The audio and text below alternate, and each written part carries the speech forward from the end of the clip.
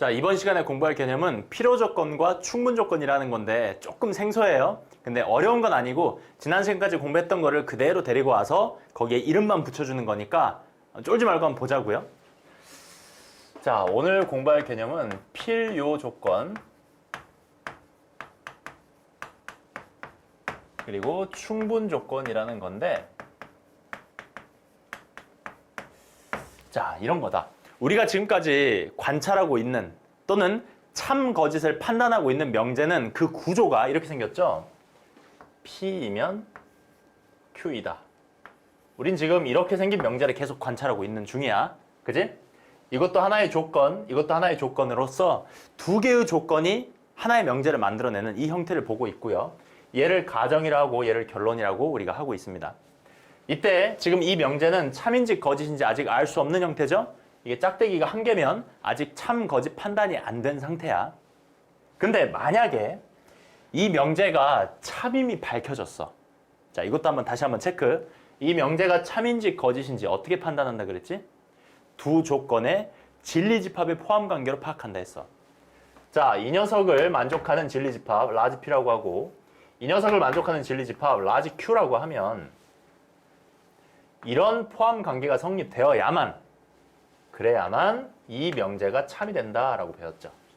이해되죠? 이 조건을 만족시키는 모든 원소가 자연스럽게 조건 Q를 만족시키는 집합에서 다 들어있으면 저 명제는 자연스러운 참이 된다라고 했습니다.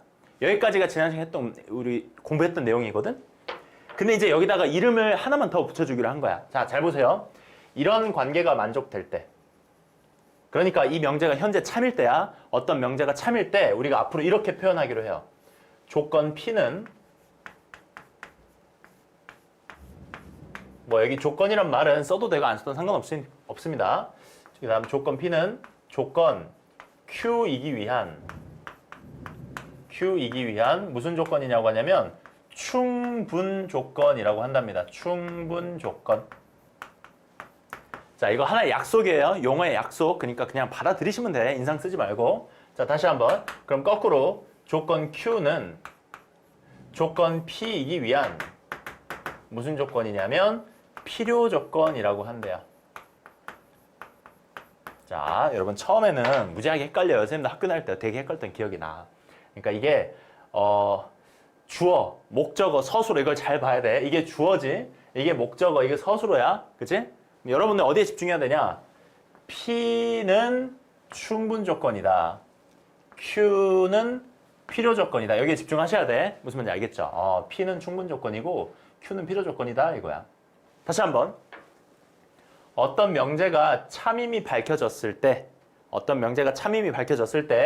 이 가정에 해당하는 녀석을 앞으로 무슨 조건이라고 한다? 충분 조건이라고 한다. 결론에 해당하는 녀석을 뭐라고 한다? 필요 조건이라고 한다 이거야. 이름이 왜 충분이고 필요라고 이렇게 붙여져 있는지는 한번 보자고요. 일단 선생님이 참인 명제 하나 써볼게. 반드시 이 충분 조건, 필요 조건은 언제 말할 수 있는 거다? 명제가 참임이 밝혀졌을 때만 쓸 수 있는 말이야. 자, 사람은 동물이다. 사람은 동물이다. 이거 참 맞죠? 참인 명제 맞잖아? 동물은 사람이다. 이건 참인 명제 아니라 그랬지? 사람은 동물이다. 이건 참인 명제야. 자, 그러면 우리가 이 구조를 봤을 때 이 녀석을 가정, 이 녀석을 결론이라고 할 수도 있잖아? 어떤 녀석은 사람이다. 어떤 녀석은 동물이다. 라는 두 개의 조건이야. 그럼 이때 이 명제가 참이니까, 이 명제가 참임이 밝혀졌으니까 이렇게 말하면 된대요. 사람이라고 하는 것은, 그러니까 P는, 그 뜻이야. P는 사람이라는 것은 Q이기 위한, 동물이 되기 위한 무슨 조건이다? 충분 조건이다. 이렇게 말하는 거래요. 이거 언어적으로도 굉장히 당연한 이야기야. 보세요. 여러분, 사람이면 동물이 되기 위해서 충분한 거 아닙니까? 더 이상 조건이 필요 없죠? 어떤 녀석이 사람이야. 그럼 걔를 동물이라고 부를 수 있어? 부를 수 있잖아. 더 이상 추가 조건 필요 없이 사람이라는 것 자체로도 이미 동물이라는 것을 다 만족시켜요. 사람이라는 것은 동물이 되기 위해서 이미 충분한 조건이다. 더 이상 조건이 필요 없다 해서 충분 조건 이렇게 부르는 거야. 어렵지 않지? 그럼 거꾸로 Q라는 자식은 동물이라는 것은 P가 되기 위한, 그러니까 사람이 되기 위한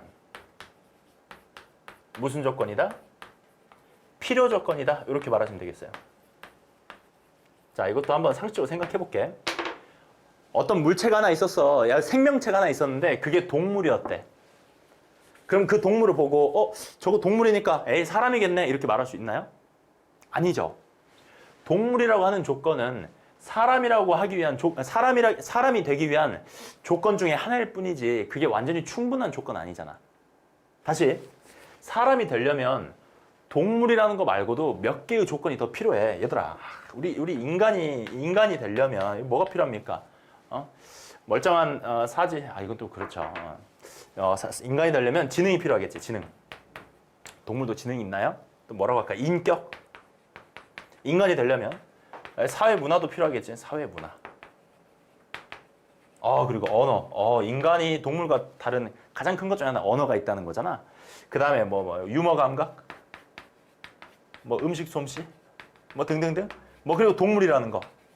그러니까 사람이 되려면 조건이 많이 필요해. 동물만 가지고는 사람이라고 말할 수 없다고. 동물이기도 해야 되고, 인격도 가져야 되고, 지능도 가져야 되고, 언어도 가져야 되고, 등등등 여러 가지 조건이 있어야 사람이라 할 수 있잖아.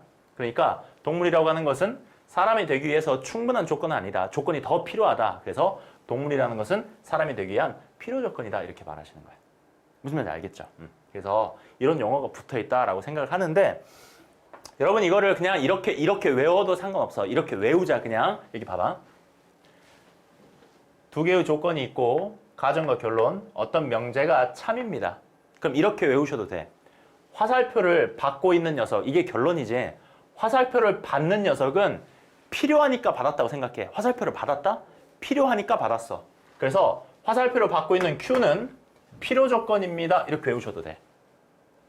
그 다음 화살표를 주고 있는 P라는 조건은 줬어. 내가 충분하니까 줄게. 응? 내가 돈이 많으니까 좀 줄게. 이런 느낌?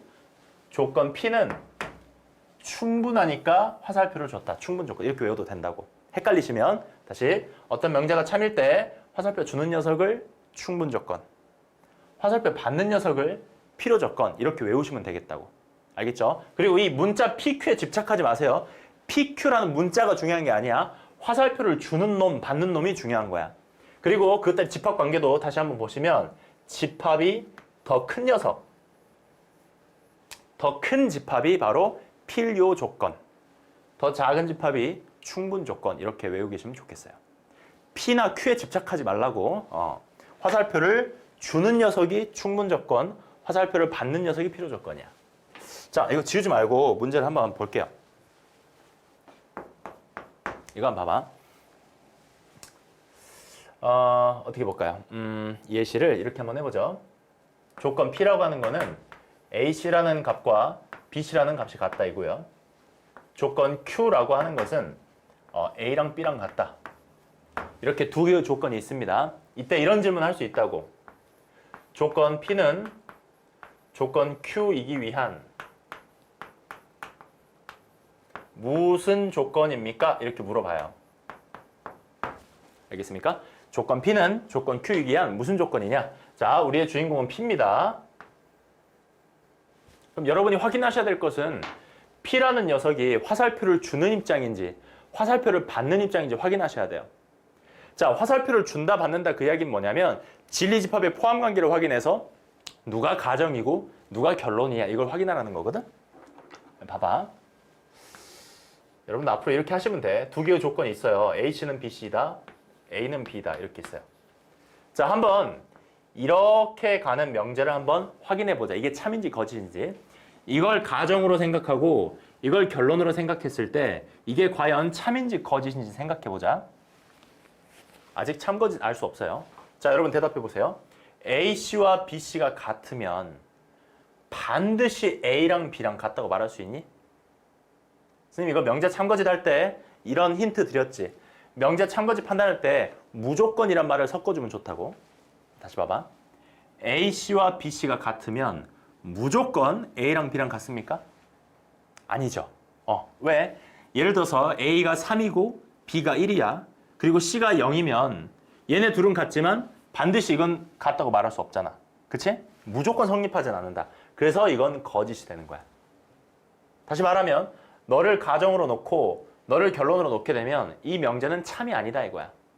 아까도 말했지. 필요 조건, 충분 조건은 명제가 참이어야만 말할 수 있는 거야. 그러니까 이건 참이 아니에요. 그럼 거꾸로 생각해 보자. A랑 B랑 같으면 무조건 AC와 BC 같습니까? 같죠? 그럼 이게 참이에요. 맞습니까? 그러면 너를 가정으로 놓고 너를 결론으로 놓으면 이 명제는 참이 되는구나. 그러면 우린 지금 P라는 녀석이 무슨 조건인지 궁금했는데 이게 지금 조건 P입니다. 조건 P는 화살표를 받는 쪽이야, 주는 쪽이야? 주는 건 안 된다 그랬지? 받는 건 참이 된다 그랬어. 받는 쪽. 뭐 하니까 화살표 받는다? 필요해서 받는 거야, 충분해서 받는 거야? 필요하니까 받는 거죠? 그래서 필요 조건이다. 이렇게 쓰시는 거예요. 조금 헷갈리죠, 여러분? 확실히 기억하셔야 돼. 필요 조건, 충분 조건이라는 것은 어떤 명제가 참일 때 말할 수 있는 거예요. 근데 두 개의 조건이 주어져 있을 때 누굴 가정으로 놓고 누굴 결론으로 놓냐에 따라 이 명제가 참이 될 수도 있고 거짓이 될 수도 있어. 방금 봤다시피 이 녀석을 가정, 이 녀석을 결론으로 놓으면 그 명제는 거짓이에요. 근데 거꾸로 얘를 가정, 얘를 결론으로 놓으면 그 명제는 참이 돼. 그리고 참이 되었을 때 화살표 받는 녀석을 필요 조건이라고 말할 수 있고 화살표 주는 녀석은 충분 조건이라고 부를 수 있다 이거야. 무슨 말인지 아시겠습니까? 그러면은 문제를 조금 바꿔서 그럼 Q는 P이기 위한 무슨 조건이니? 라고 물어보면 여러분 이건 뭐라고 대답해야겠어? 똑같은 조건을 가지고 이젠 주인공이 Q예요. 그럼 Q는 무슨 조건인데? Q는 화살표를 주는 입장이잖아. 주는 입장. 그러면 충분 조건이다. 이렇게 말을 하시면 되겠어요. 조금 이해할 수 있을까? 이해할 수 있나요? 한 번 더 해보죠.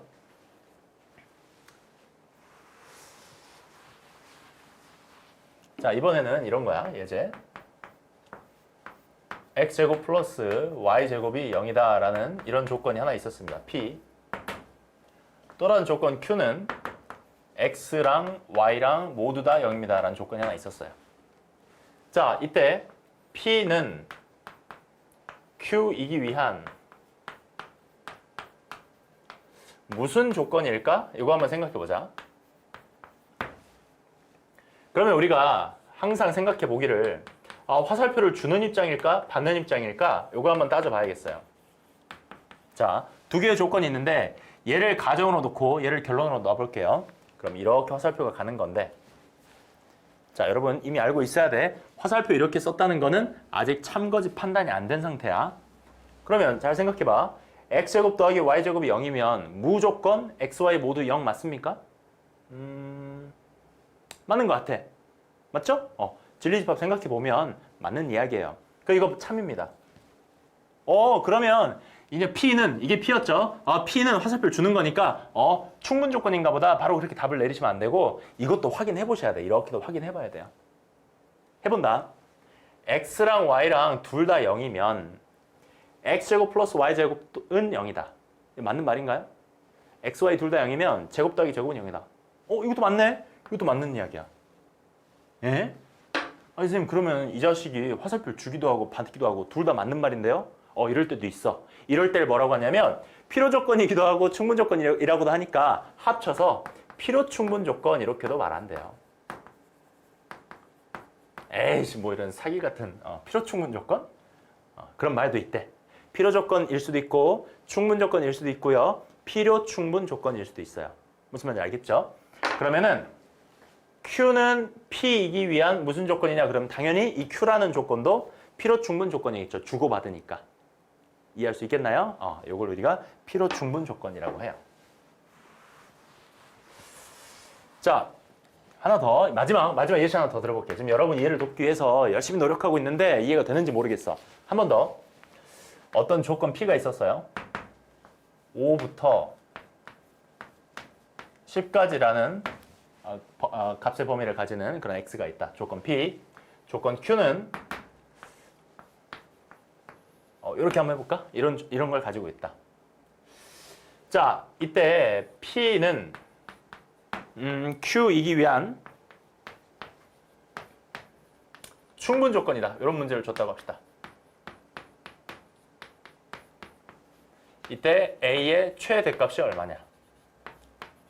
학교 시험에서 굉장히 좋아하는 문제 중에 하나입니다. 자, 두 개의 부등식을 주면서 미지수 A의 A 값을 찾으라는 건데, 자, P는 Q이기 위한 충분 조건이다. 이 말을 정확히 이해하셔야 돼. P는, 주인공이 P야. P는 Q이기 위한 충분 조건이래. 자, 여러분, 충분하다? 화살표를 주는 거야, 받는 거야? 충분하니까. 주는 거죠. 아, 화살표를 주는 입장이구나. 이렇게 생각하시면 돼.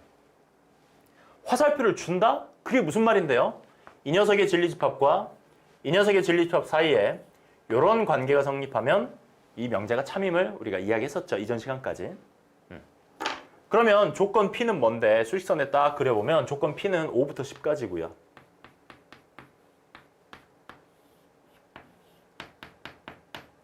조건 Q는 뭔데? 조건 Q는 A보다 크거나 같다야. 그럼 생겨먹길 이렇게 생겼을 거 아니야? A라는 녀석보다는 크거나 같다. 이렇게 생겼을 거죠. 근데 이 녀석을 여기다 잘 올려가지고 Q가 P를 포함하게끔 해야 된대. 아, 그럼 이 노란색이 당연히 O 왼쪽에 있으면 되겠네. 이 정도는 충분히 여러분이 이해할 수 있을 거라 생각합니다. 그래야 Q라는 집합이 P라는 집합을 정확하게 포함할 수 있는 거잖아. 아, 그래서 A는 5보다 작아야 되는 게 확실하고요. 같아도 상관없죠. A가 5가 되어도 여기서 시작해서 쭉 가는 거니까 포함하는 거 맞죠? 그래서 A는 항상 5보다 작거나 같다. A가 될 수 있는 최대값은 그래서 5입니다. 이렇게 말할 수 있겠죠. 됐나요? 자, 여기 오늘 마지막 총정리 30초만 볼게요. 여기 같이 봅시다. 우리가 이 전 시간까지 뭐 했냐면 두 개의 조건으로 이루어진 그 명제, 두 개의 조건이 이루어진 이 명제의 참거짓 판단하는 연습을 했어. 참거짓 판단 어떻게 한다? 이 조건의 진리집합, 이 조건의 진리집합을 따져가지고 포함하는 녀석, 더 큰 집합이 바로 결론이다 이렇게 말하면 되는데 여러분이 이렇게 오해하시면 안 되겠어. 왼쪽에 있으면 무조건 가정, 오른쪽에 있으면 결론이 그게 아니야. 가정과 결론은 위치에 상관없이 본인이 선택할 수 있는 거야. 중요한 거는 가정과 결론을 딱 잡았을 때 그 진리집합의 포함관계를 잘 보고 이게 참인지 거짓인지 보는 게 중요하다. 해서 이 명제가 참임이 밝혀졌어. 참이야. 그러면은 너를 앞으로 뭐라고 부른다?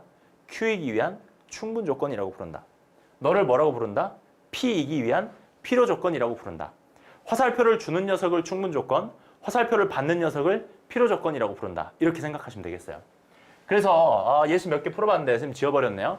여러분들이 문제집에 있는 예시를 많이 풀어봐야 돼. 주의해야 될 점, 왼쪽에 있으면 가정, 오른쪽에 있으면 결론, 그게 아니라고.